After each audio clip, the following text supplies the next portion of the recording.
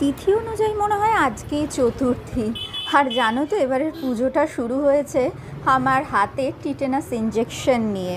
দেখো, মায়ের এখনও সাজ কমপ্লিট হয়নি, মাকে এখনও শেষ পর্বের যে শেষ প্রস্তুতি যেটা, সেই গয়না পরানো হচ্ছে। আর এই জিনিসগুলো দেখতে আমার খুব ভালো লাগে। সাধারণত শহরের মানুষরা এই মাকে সাজানো, মাকে তৈরি করা, এই জিনিসগুলো ভীষণ মিস করে। যাদের বাড়িতে পুজো হয় তারা কিন্তু এই জিনিসটা অনুভব খুব ভালো করে করতে পারে, আর আমার এগুলো খুবই ভালো লাগে।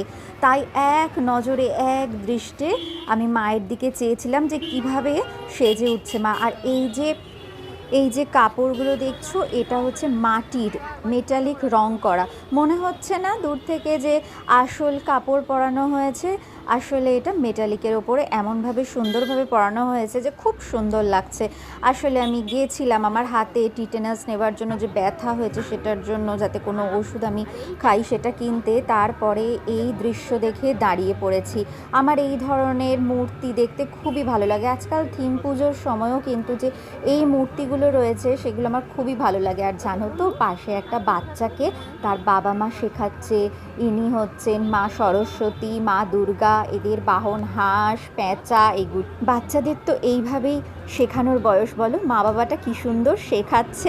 ছোটোবেলায় আমরা মা বাবার সঙ্গে পরিবারের 8-5 জনের সঙ্গে পুজো কাটাতাম, একটা সময় বন্ধু বান্ধব, তারপরে হয়তো সেই স্পেশাল মানুষটার সাথে। আর তারপরেও দেখবে মানুষ কিন্তু একটা সময় একাই হয়ে যায়।